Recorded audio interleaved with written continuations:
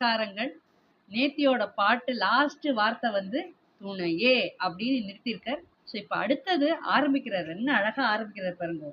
துணையும் தொழும் தெய்வமும் பெற்ற தாயும் சுருதிகளின் பனையும் கொழுந்தும் பதிகொண்ட வேரும் பனிமலர் பூங்கனையும் கருப்பு சிலையும் மென் பாசாங்குசமும் கையில் அணையும் திரிபுர சுந்தரி யாவது அறிந்தனமே. இந்த இடத்துல அவர் என்ன சொல்றார் அப்படின்னா, அபிராமிதான் திரிபுர சுந்தரி. இந்த திரிபுர சுந்தரி அப்படிங்கிறதுக்கு வந்து அவ்வளோ பெரிய அர்த்தங்களை சொல்லிட்டு இருக்க. அதை படிக்கும் போதோ அது தெரிஞ்சுக்கும் போது பார்த்தேன்னா அதில் எல்லளவும் அவ்வளோ ஒரு மகிழ்ச்சியா இருக்கு. ஆஹா, எப்படிலாம் இருக்கா பாரு, எல்லா ரூபத்திலையும் அவள் இருக்கா. இதை வந்து அவர் ரொம்ப அழகா அவர் அபிஷேகம் பண்ணி அவர் அங்கேயே அவரையே ஆராதிக்கிறதுனால அவர், நான் நேற்று சொன்ன மாதிரி ஒரு ஒரு செல்லிலையும் அவருக்கு வந்து அபிராமி இருக்கா. அவ்வளோ கான்ஃபிடென்ட்டா அவர் பாடுறார். ஏன்னா எப்படியோ நான் வந்து ராஜா கிட்ட நான் சொல்லிட்டேன், பௌர்ணமி அப்படின்னு சொல்லிட்டேன், என்னோட அம்பாள் கண்டிப்பா அது பௌர்ணமி ஆக்குவள் அப்படிங்கிற அந்த கான்ஃபிடென்ஸை வந்து ரொம்ப அழகா இந்த எளிமையா இந்த பாட்டில் அப்படியே அவ்வளோ அழகா கொண்டு வந்திருக்கார். அதை நிஜமா நான் வந்து படிக்கும்போது அவ்வளோ ஆனந்தமா இருக்கு.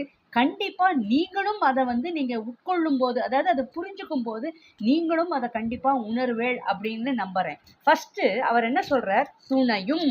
துணையும் அப்படின்னா எல்லாத்துலேயுமே எந்த காலமானாலும், எதிர்காலமா இருக்கட்டும் எந்த காலமா இருக்கட்டும் எந்த ஜென்மம் எடுத்திருந்தாலும் நீ கண்டிப்பா நீ தான் துணையாக இருக்க போயிறாய் அப்படிங்கிறத வந்து ரொம்ப அழகா சூட்சமமா ஒரே ஒரு வார்த்தையில அவர் முடிச்சுட்டார். இந்த எப்படி அவர் திருவள்ளுவர் திருக்குறள் வந்து என்ன அழகா 2 வரியில ஒரு ஒரு பெரிய பெரிய விஷயங்களை வந்து அடக்கினாரோ அதே மாதிரி அபிராமி பட்டர் வந்து ரொம்ப சுருக்கமா ஒரு 4 வரியில அவர் சொல்லிட்டார். ஆனா அந்த 4 வரியெல்லாம் காணாது. ஒரு ஒரு வார்த்தைக்கும் பாத்தீங்கன்னா ஒரு ஒரு பேஜ் கிட்டத்தட்ட A4 ஷீட் அளவுக்கு மீனிங் வருது.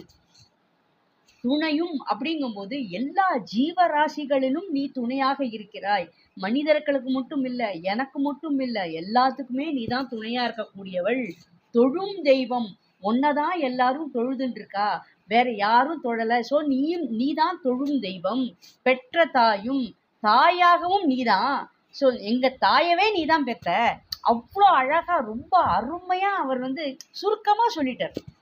இதை வந்து இதனால நமக்கு பல பல விஷயங்கள் நம்ம வந்து வாழ்நாள்ல நம்ம வந்து அதை வந்து கடைப்பிடிச்சோம் நினைச்சோம்னா கண்டிப்பா நம்ம ஒவ்வொருத்தரும் அபிராமி பட்டர் தான், அதுல சந்தேகமே கிடையாது. அதாவது அந்த அர்த்தத்தை நல்லா உள்ள வாங்கிட்டு நம்ம அதை படிக்கணும். ஏன்னா அவர் ஒவ்வொரு நாளும் அப்படி அபிஷேகம் பண்ணி பூ போடும் போதும் அவர் சுவாமியை பத்தி பாடும் போதும் அவரோட பிரசாதத்தை உட்கொள்ளும் போது கூட அதே ஸ்மரணையில தான் இருக்கார் அவர். அதனால தான் என்னைக்குமே நான் பல பல வீடியோஸ்ல சொல்லியிருக்கேன், அனுபவங்கள் தான் வார்த்தைகளா மாறும், அனுபவங்கள் தான் வார்த்தைகளா மாறும். இதுதான் எடுத்துக்காட்டு, இதுக்கு மேல எடுத்துக்காட்டு ஒண்ணுமே கிடையாது. இத லலிதா சகஸ்ரநாமத்துல ஒப்பிடுற அது அடுத்தவர், அவருக்கும் கடாட்சம் ஜாஸ்தி. ஏன்னா இதுக்கு இது ஊமையா இருக்கு, இது கரெக்டா இருக்கு அப்படின்னு அவர் வந்து ஒப்பிடும்போது அவருக்கும் கடவுள் கடாட்சம் இருக்கு. அதை நான் கொஞ்சம் பின்னாடி மெதுவா சொல்றேன். தொழும் தெய்வம் பெற்ற தாயும் சுருதிகளின் பனையும். சுருதிகளின் பனையும் அப்படின்னா வேதங்கள்.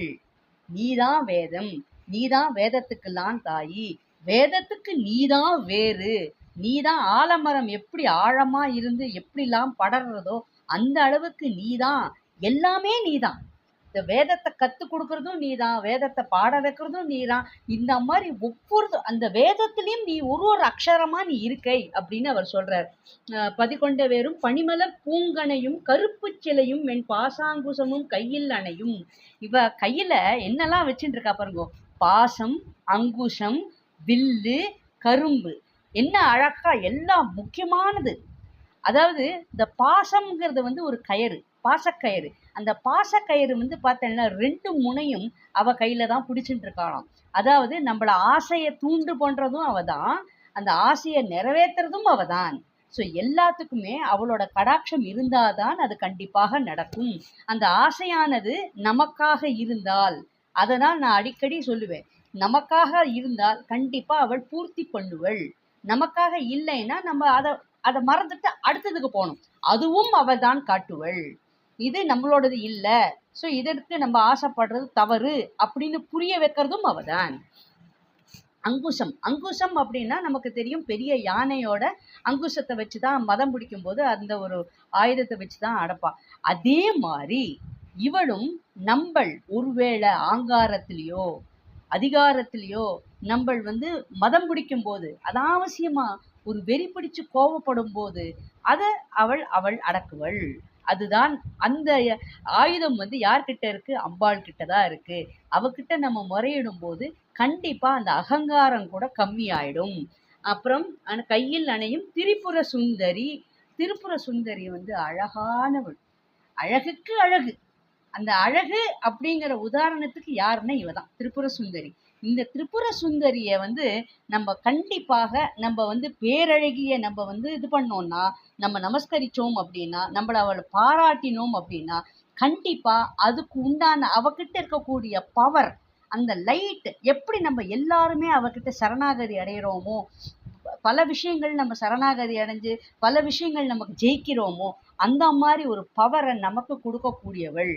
ஸோ தயை உணவு, அதாவது கருணையா இருக்கக்கூடியவள் நம்ம கிட்ட இருக்கு. அந்த மாதிரி ஒரு அன்கண்டிஷனல் லவ் அப்படின்னு சொல்லுவோம் தெரியுமா? மதர், அது அம்மாமார்கள் தாய்மார்கள்லாம் எப்படின்னா அன்கண்டிஷனல் லவ் அப்படின்பா. அவள்லாம் பிரதிபலனை எதிர்பார்க்க மாட்டா. அந்த மாதிரி திரிபுர சுந்தரியானவள் அவகிட்ட நம்ம சரணடைச்சிட்டோம் அப்படின்னா கண்டிப்பா அந்த கருணை அப்படி பொங்கி பொங்கி பொங்கி பொங்கி நம்ம கிட்ட அப்படி வரும். ஸோ அப்படியேற்பட்டவள் நீ அறிந்தனமே, எனக்கு தெரியுமே உன்னை பத்தி. இப்ப நீ என்ன பண்ற தெரியுமா? நீ அந்த ராஜா கிட்ட நான் சொல்லிட்டேன் பத்தியா, தவறா நான் சொன்னேன் இல்லையா, இந்த மாதிரி அமாவாசைய பௌர்ணமி சொன்னேன் இல்ல, நீ அதை பண்ணிடு. என்ன அழகா பாருங்க. இப்படிதாங்க நம்மளும் அம்பாள் கிட்ட பேசணும். எப்படி பேசுறாரு பாருங்க. இதெல்லாம் நீ பண்ணிருக்க, உன்னோட பெருமை எல்லாம் எனக்கு தெரியாதா? எனக்கு எல்லாமே தெரியும். அதனால தான் நீ இதை கண்டிப்பா எனக்கு நீ பண்ணி தருவை அப்படிங்கிற அந்த ஒரு கான்ஃபிடன்ஸை அவர் அவர் அவ்வளோ அழகா இந்த ஒரு 2வது பாட்டிலேயே சொல்லியிருக்க. இன்னும் வரக்கூடிய பாட்டுக்கள்லாம் அவ்வளோ அருமையா பாடியிருக்கார் அவர். அப்படியே அவர் உள்ள இப்படி சொல்லிட்டார். உடனே அம்பாள் உடனே இறங்கலையே. 79வது பாட்டுல தான் அவர் தாடகத்தை தூக்கி போடுறார். ஸோ எல்லாத்துக்குமே நம்ம பொறுமையாக இருக்க வேண்டும். அண்ட் சரணாகதி அப்படின்னா சும்மா நமஸ்காரம் பண்ணா சரணாகதி கிடையாது.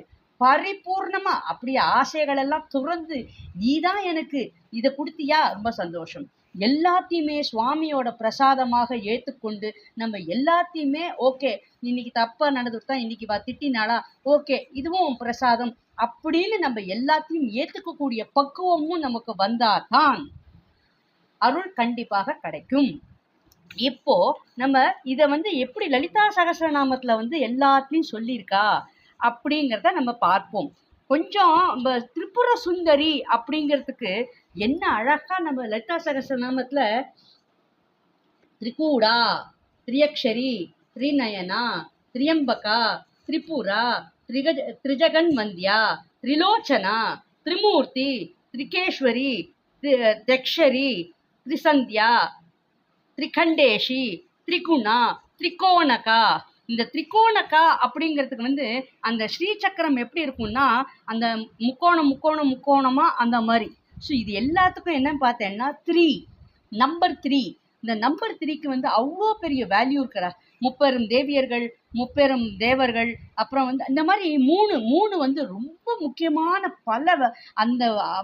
பல விஷயங்கள் அதுக்குள்ள அடங்கி இருக்கு. ஸோ இதுக்கு தான் இந்த இதில் லலிதா சகஸ்ரநாமத்தில் திரிபுர சுந்தரி அப்படிங்கிறதுக்கு இவ்வளோ சொல்லியிருக்கா. அதுக்கப்புறம் ஸ்ருதி ஸ்ரீமந்த சிந்தூரி, அந்த ஸ்ருதி அப்படிங்கிறது யாதேவி சர்வபூதேஷு நம்ம சொல்லியிருக்கோம் இல்லையா, அதுலேயும் கூட ஸ்ருதி அங்கே கூட ரொம்ப முக்கியம். இது லலிதா சகஸ்ரநாமத்தில் வந்திருக்கு. ஸ்மிருதி அப்படின்னா ஞாபகம், நினைவுகள், நல்ல நினைவுகள், சுவாமியை பற்றியே நினைச்சுட்டு இருக்கக்கூடிய ஸ்மிருதி. அதை கூட நம்ம சொல்லியிருக்கோம் இல்லையா, யாதேவி சர்வபூதேஷு ஸ்மிருதி ரூபேன சம்ஸ்திதா, நமஸ்தஸ்தை நமஸ்தஸ்தை நமஸ்தஸ்தை நமோ நமக.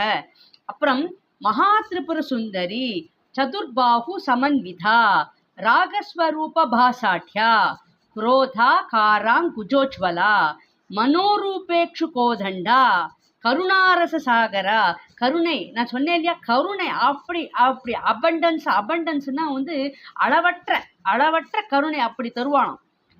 பஞ்சதன்மாத்திர சாயகா பஞ்சபூதங்களையும் உள் வாங்கிட்டு இருக்கானா. அவகிட்ட தான் எல்லாத்தையுமே இருக்கு, அதை கையில எழுந்திட்டு இருக்கா. கரும்பு, அந்த கரும்பு எப்படி இருக்குன்னு கேட்டேன்னா, அது இனிப்பும் இருக்கு, அது வளையக்கூடிய தன்மையும் இருக்கு. அது ஆயுதமா எடுத்துட்டு இருக்கானா பார்த்துக்கோங்க. அப்புறம் ஆபிரம்ம கீட ஜனனி அவ்வியாஜ கருணாமூர்த்தி. ஆரம்பத்திலேயே என்ன சொல்லியிருக்கா, ஸ்ரீ மாதா. அந்த மாதா அப்படிங்கிறவோ தயைக்கு உரியவளே நீதான் அபிராமியே. வேத ஜனனி அப்படின்னா வேதத்துக்கெல்லாம் நீதான். வேதம் அப்படின்னாலே அபிராமிதான். ஸோ இவ்வளோ அழகான அர்த்தத்தை சொல்லியிருக்காரு பாருங்கோ. அப்போ எவ்வளோ கான்ஃபிடென்ட்டா அவர் அடிச்சு விடுறாரு பாருங்க.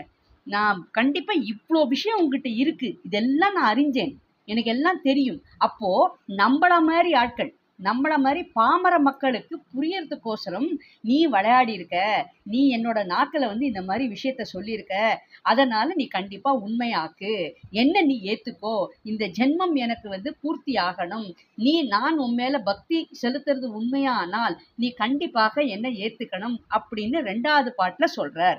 இப்போ நீங்க எல்லாரும் இந்த விவரங்கள் உங்களுக்கு பிடிச்சிருந்தது அப்படின்னா சப்ஸ்கிரைப் பண்ணுங்க, லைக் பட்டன் ப்ரெஸ் பண்ணாதவா லைக் பட்டன் ப்ரெஸ் பண்ணுங்க, கமெண்ட் அடிக்காதவா கமெண்ட் அடிங்கோ.